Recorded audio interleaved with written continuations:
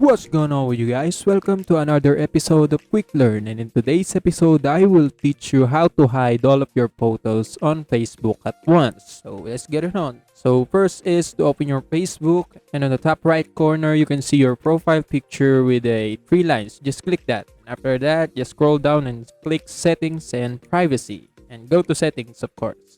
Then you're gonna tap profile settings, and under profile settings you can see profile and tagging. Just tap that. After that, under tagging tab, you will see this text. We can see post your tag in on your profile, and just click that. And now you can see that you can choose a set of people that can see your pictures or all of your posts, and just click see more. Then you can set it on only me. So now no one can see your Facebook photos except you. So that's all of it. That's all you can do, and also that's for today's episode. If you want more to this channel, please like this video, click the notification bell, and don't forget to subscribe. See you in the next one.